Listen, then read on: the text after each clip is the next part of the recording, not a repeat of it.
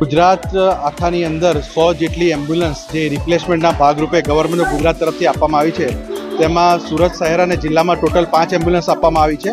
તેના ભાગે શહેરની અંદર આજે 3 એમ્બ્યુલન્સ રિપ્લેસમેન્ટના ભાગરૂપે જે અપગ્રેડેડ એમ્બ્યુલન્સ છે, જે નવી અદ્યતન આધુનિક તકનીકવાળી એમ્બ્યુલન્સ આજે આપણે માનનીય ગૃહમંત્રી શ્રી હર્ષભાઈ સંઘવીના હાથે આપણે લોકાર્પણ કર્યું છે નવી સિવિલ હોસ્પિટલ સુરત ખાતે. 108 ઇમરજન્સી સેવાની અંદર જ્યારે પણ એમ્બ્યુલન્સ બદલવામાં આવે છે, એને ચેન્જ કરવામાં આવે છે, તો અપગ્રેડ કરવામાં આવે છે. આ જે નવી એમ્બ્યુલન્સ છે એની અંદર પેશન્ટ કેબિન છે, એની અંદર કેમેરા પણ ફિટ કરવામાં આવે છે. ડ્રાઈવર કેબિનની અંદર પણ કેમેરા છે, જેથી પેશન્ટની જે ટ્રીટમેન્ટ થતી હોય છે તે ઓનલાઈન અમારા નરોડા કઠવાડા ખાતે બેઠેલા ERCP ડૉક્ટર એ જોઈને આગળ ટ્રીટમેન્ટ શું કરવાની છે તે પણ કહી શકશે.